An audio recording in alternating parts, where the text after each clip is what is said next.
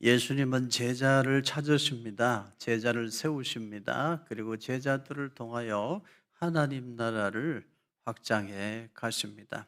예수님은 언제나 제자를 찾으시고 부르시고 그 제자들과 함께 하나님 나라의 기쁨도 영광도 누리게 하십니다. 예수님의 제자로 부르심을 받아서 예수님 제자의 삶을 살아가는 사람은 누구라도 진정 복 있는 사람입니다.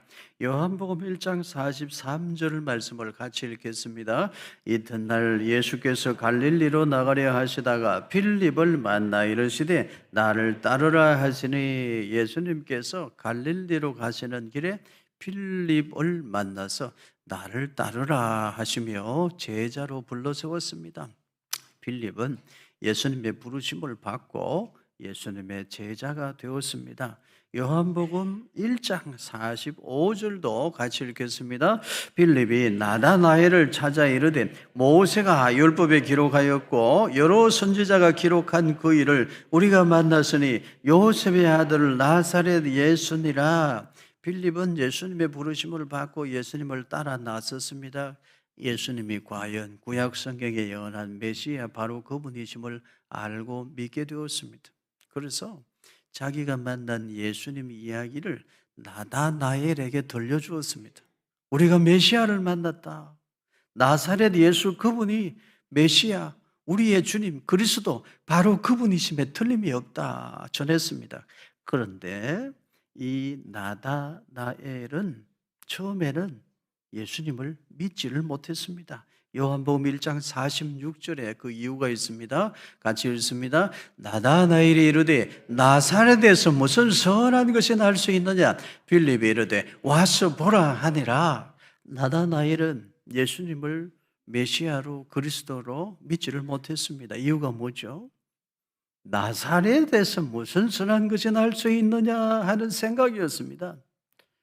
이 나다나엘은 자기가 가지고 있었던 선입견, 편견, 고정관념 때문에 자기가 가지고 있었던 자기 지식 때문에 예수님을 믿을 수가 없었습니다. 나다나엘은 예수님을 메시아로 믿지를 못했어요. 이유가 뭡니까? 나사렛에서 무슨 선한 것이 나올 수 있느냐? 나사렛 천한 동네인데 거기서 무슨 선지자가 나와? 선지자도 못 나올 동네인데 메시아라니 말도 안 된다. 나다나엘은 믿지를 못했습니다. 여러분 갈릴리 지도를 보시기를 바라요. 이스라엘 북쪽 위쪽에 갈릴리 호수라고도 하고 갈릴리 바다라고도 하는 큰 호수가 있죠. 이스라엘 북쪽의 갈릴리 호수 주변에 서북쪽에 가버나움이 있습니다. 보입니까? 예, 보이면 시력이 괜찮은 사람. 가버나움 저기는 예수님께서 주로 활동하셨던 곳입니다. 가버나움 회당에서 율법을 읽어 낭독하시고 하나님 나라 비밀을 가르쳐 주셨어요. 가버나움에서 병자들을 고치시고 하나님 나라 선포하셨습니다. 그리고 여러분 갈릴리 바다 아래쪽 서쪽으로 나사렛이라는 동네가 있습니다. 보입니까? 예, 나사렛은 예수님께서 어린 시절을 보내신 예수님의 동네입니다. 그런데 예수님의 동네 나사렛 그리고 가버나움 저 갈릴리에 대한 당시의 평판은 그리 좋지 못했습니다. 예수님의 동네 나사렛 그리고 가버나움은 평판이 좋은 동네는 아니었습니다. 이사야 9장 1절 구약 성경 이사야 9장 1절을 같이 읽습니다. 전에 고통받던 자들에게는 흑암이 없으리로다. 옛적에는 여호와께서 스불론 땅과 납달리 땅이 멸시를 당하게 하셨더니 후에는 해변길과 요단 저쪽 이방의 갈릴리를 영화롭게 하셨느니라. 이사야 선지자는 갈릴리를 이방의 갈릴리라고 표현했습니다. 이방 사람들이나 마찬가지인 사람들이 사는 땅, 이방인의 땅과 같은 갈릴리라. 그렇게 이방의 갈릴리라고 표현했습니다. 이유가 무엇일까요? 여러분 다음 지도를 하나 보시기를 바랍니다. BC 722년에 아수르 제국이 북이스라엘을 정복하는데 갈릴리로 들어옵니다. 갈릴리에는 물이 넉넉하잖아요. 갈릴리는 외부에서 들어오는 길목입니다. 그러니까 외부에서 적군이 침입해 들어올 때는 갈릴리로 들어와요. 다 빼앗고 다 짓밟고 지나가죠. 북이스라엘을 정복하려고 아수르 제국이 침입해 들어올 때도 갈릴리로 들어와서 북이스라엘의 수도 사마리아를 정복했어요. 갈릴리는 찬탈당하는 땅, 짓밟히는 땅이에요. 그야말로 성경에 표현한 대로 흑암에 앉은 자들이 살아가는 땅이죠.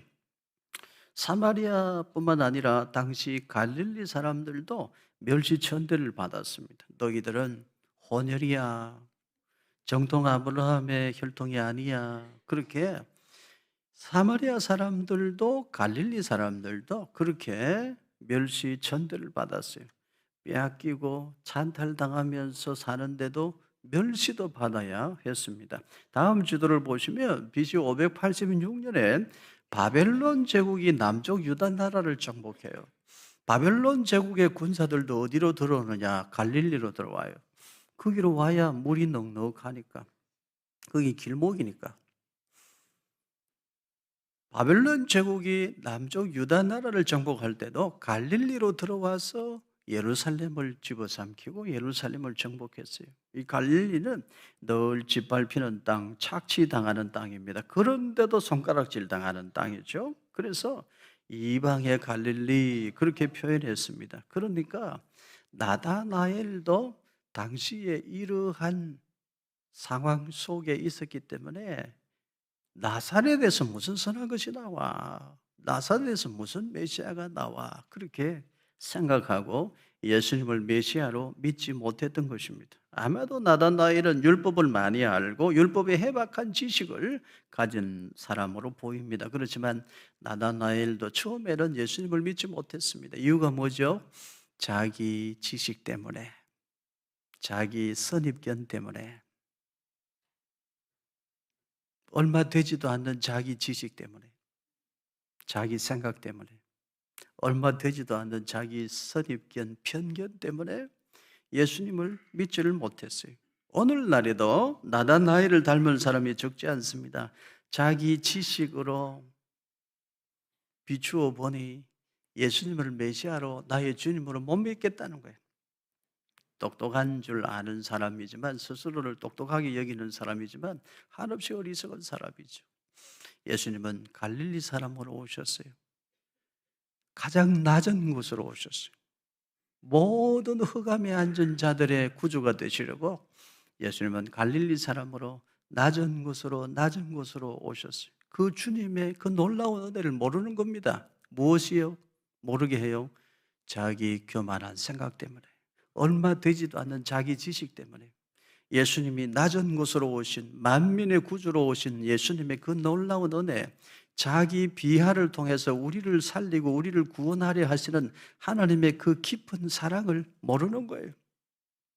마태복음 4장 12절부터 14절까지 말씀 같이 읽겠습니다. 예수께서 요한이 잡혔음을 들으시고 갈릴리로 물러가셨다가 나사렛을 떠나 스불론과 납달리 지경 해변에 있는 가버나움에 가서 사시니 이는 선지자 이사야를 통하여 하신 말씀을 이루려 하심이라. 이르시되 예수님은 이사야 선지자가 예언한 대로 갈릴리 사람으로 오셨어요. 갈릴리 사람들의 구주로 사셨습니다. 갈릴리 사람들에게 하나님 나라 복음을 전하시고 구원의 빛이 되어 주셨습니다. 마태복음 21장 11절도 함께 읽습니다. 무리가 이르되 갈릴리 나사렛에서 나온 선지자 예수라 하니라. 예수님은 갈릴리 나사렛 사람으로 사셨어요.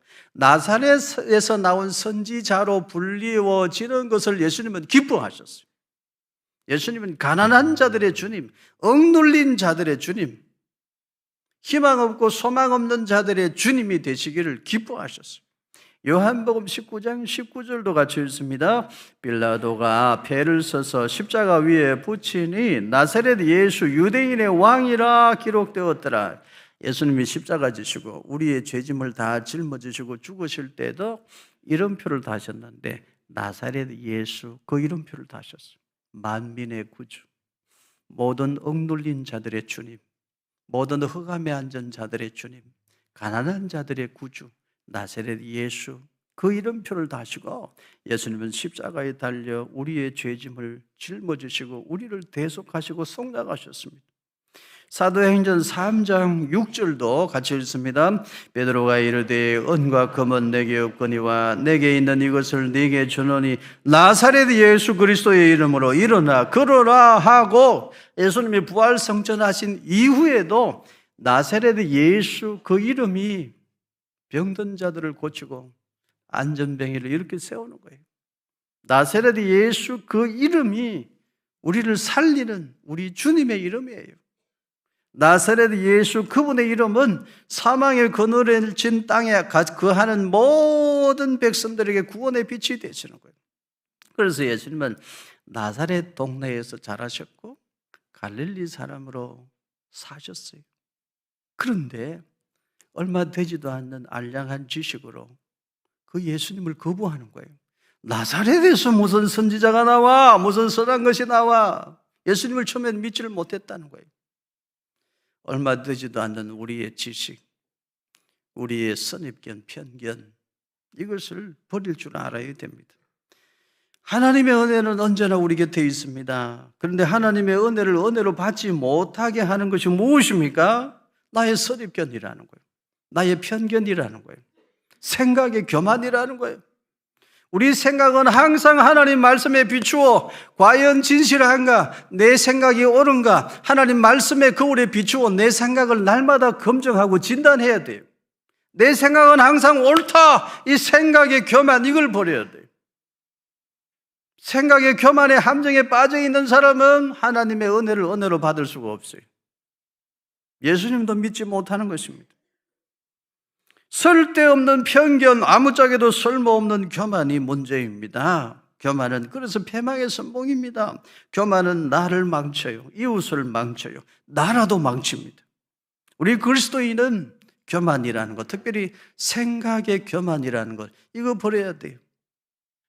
내 생각, 나의 신념, 이것이 과연 하나님 말씀에 비추어 합당한가, 날마다 다시 생각하고 다시 돌아보고 다시 점검하는 지혜가 우리에게 있어야 될 줄로 믿습니다.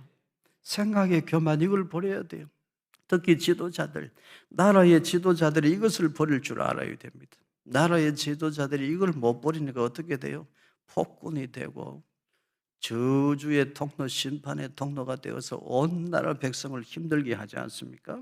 내 생각은 항상 옳다는 이 생각의 교만, 이것을 버릴 줄 알아야 됩니다. 생각의 교만, 이것은 너무나 위험해요. 모두를 불행하게 하는 것입니다.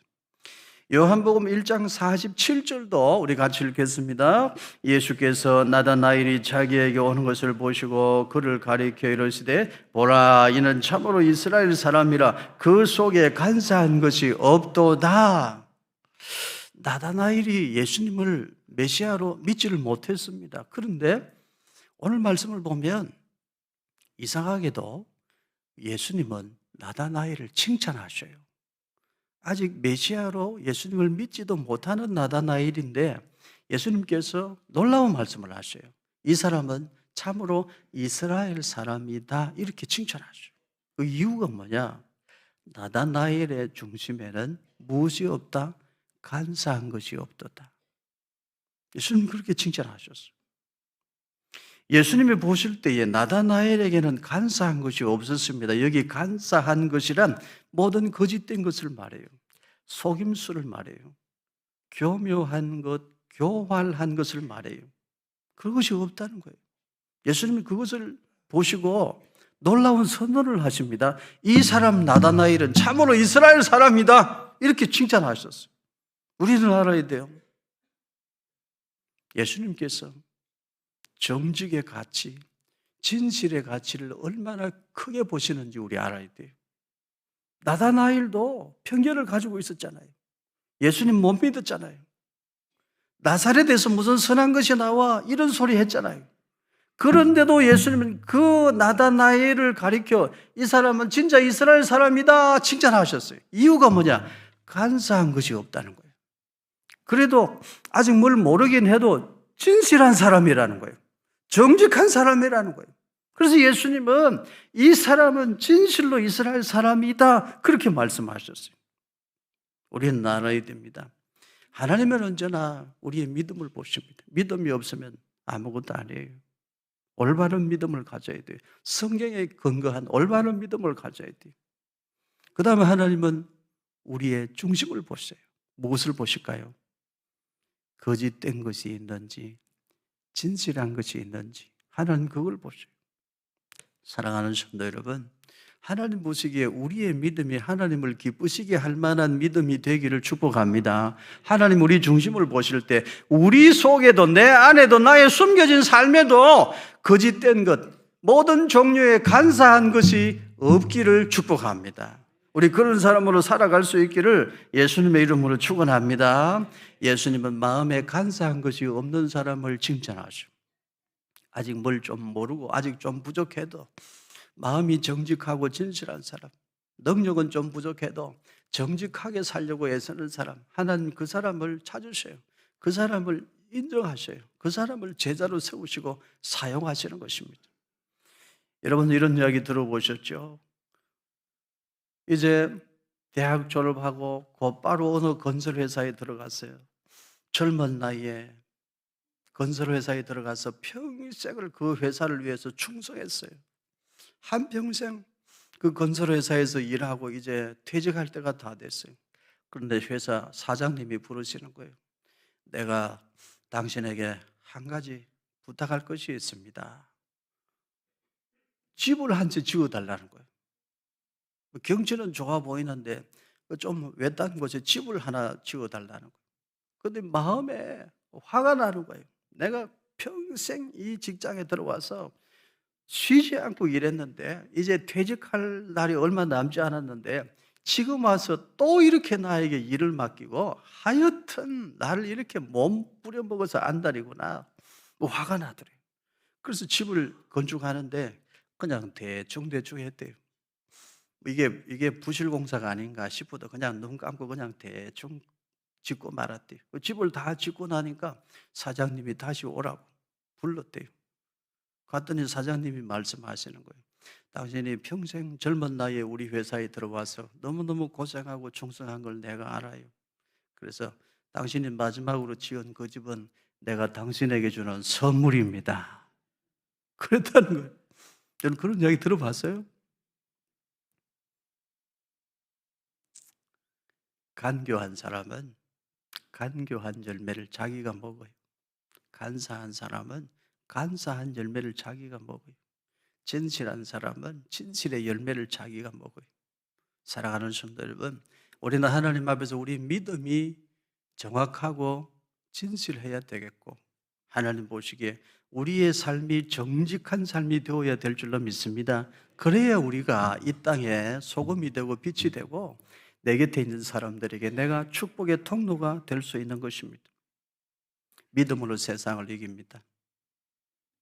정직한 사람이 결국은 하나님의 은혜를 입습니다.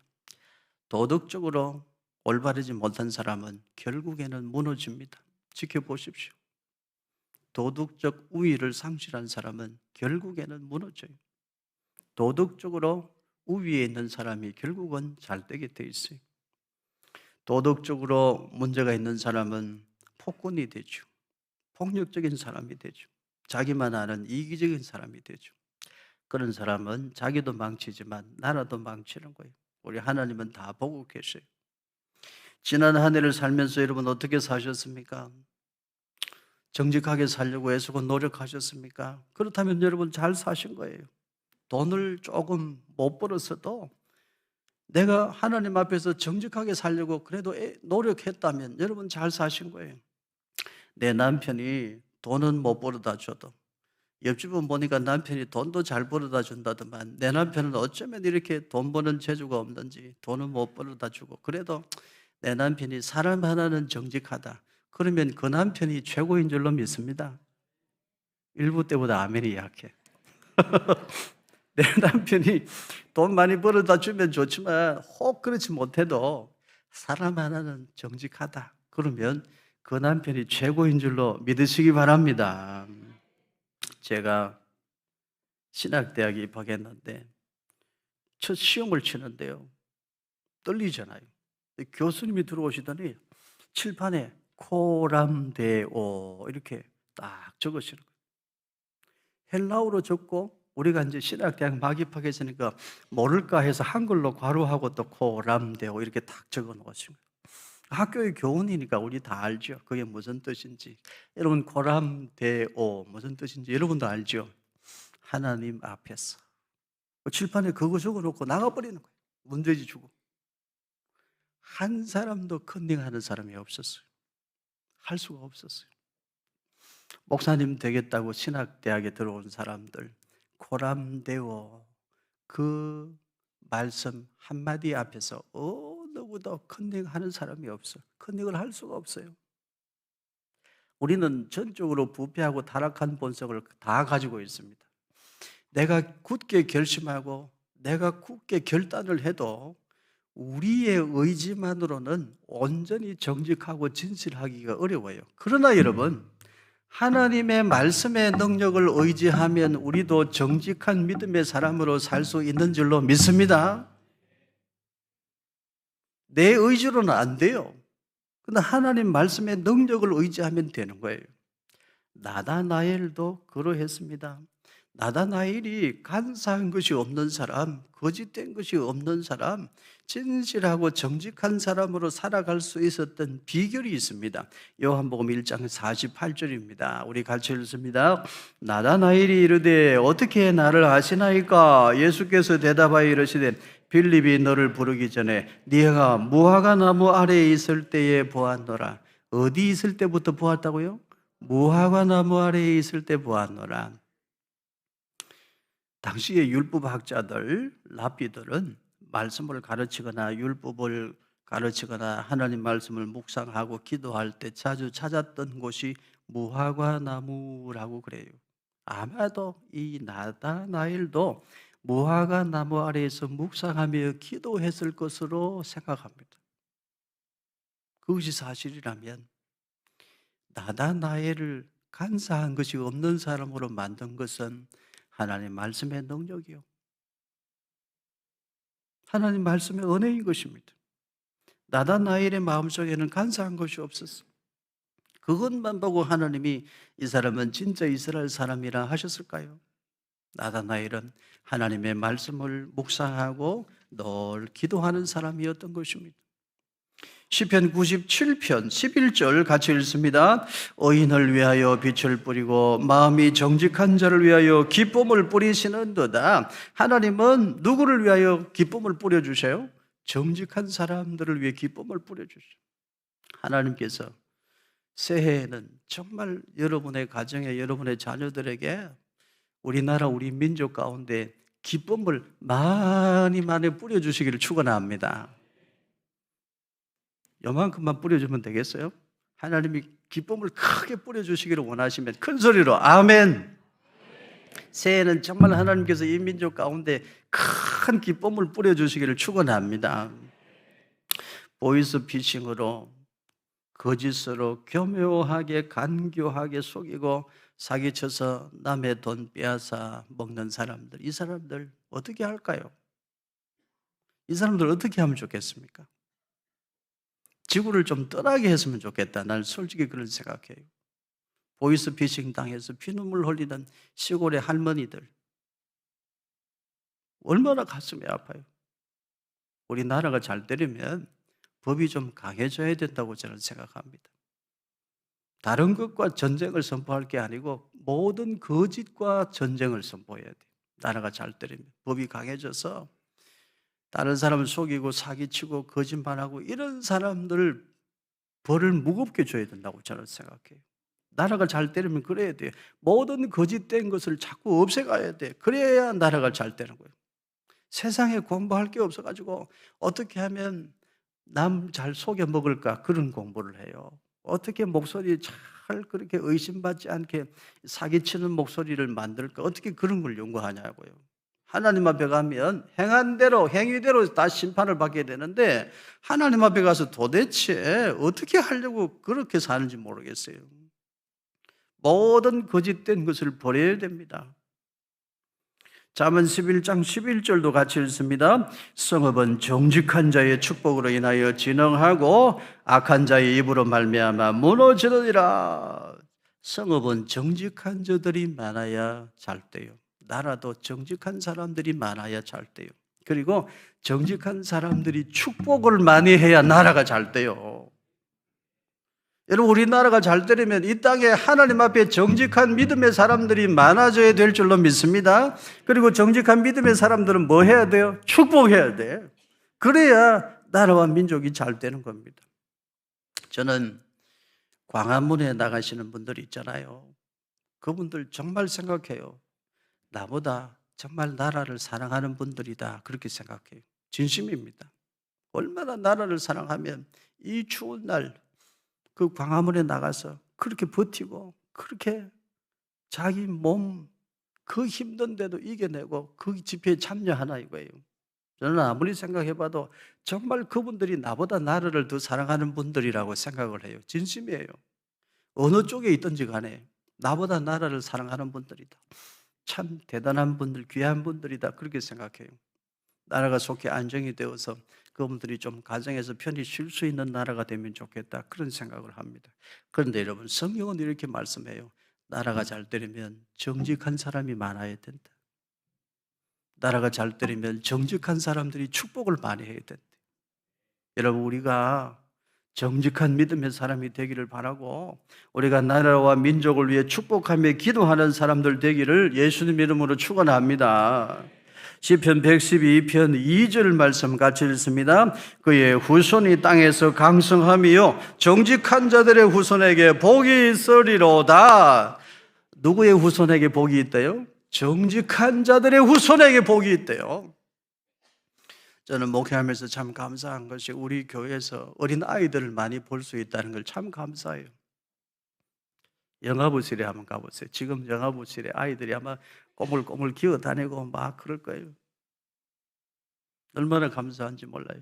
유치부에도 아이들이 많고요. 연년부 초등부에도 아이들이 많아요. 중고등부 학생들, 우리 청년부도 힘있게 일어나고 있어요.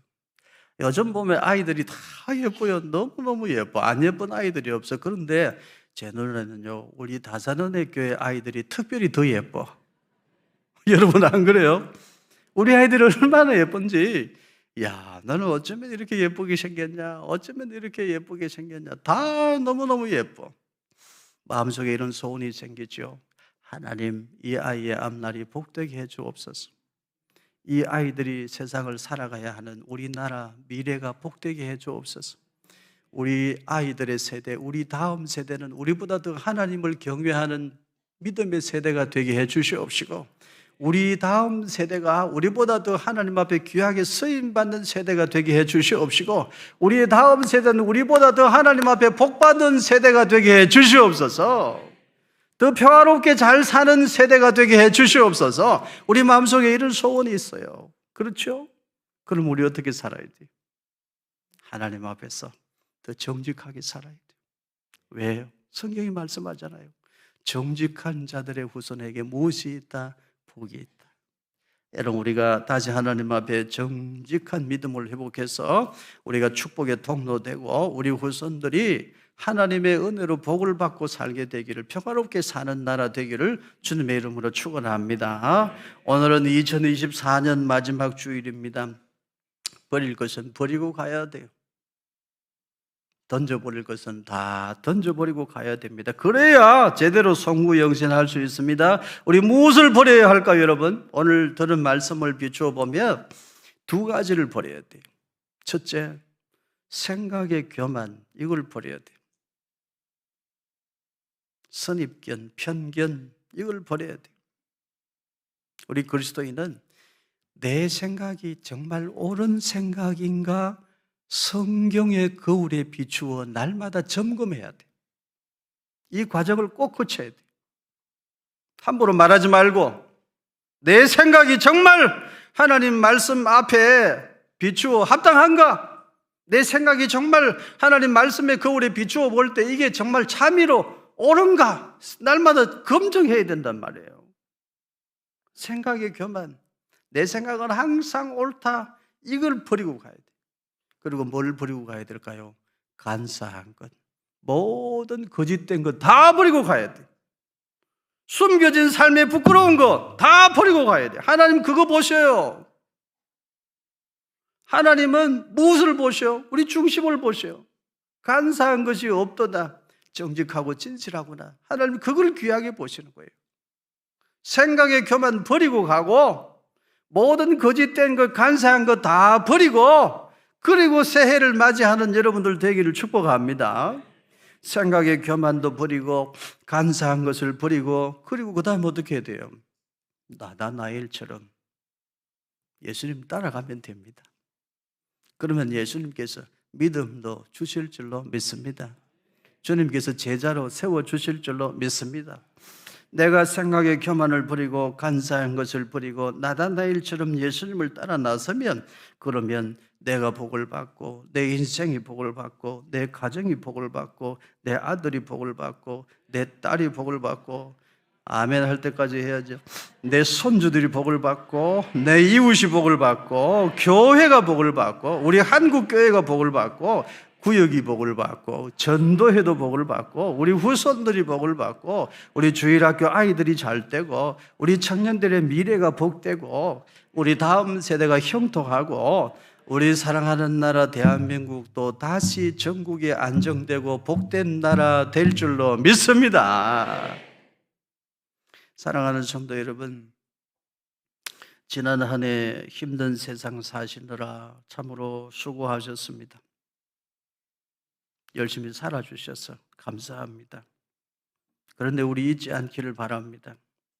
우리가 눈치채지 못하고 우리가 깨닫지 못했어도 예수님은 언제나 우리와 함께 계셨습니다. 나다나엘이 무화과 나무 아래에서 묵상하고 기도하는 모습을 다 보고 계셨던 예수님은 지난 한 해 여러분이 고단한 삶을 살면서도 하나님을 찾고 그래도 믿음으로 살려고 애쓰고 발버둥 친 거, 그렇게 여기까지 온 거 예수님은 다 보고 계셨습니다.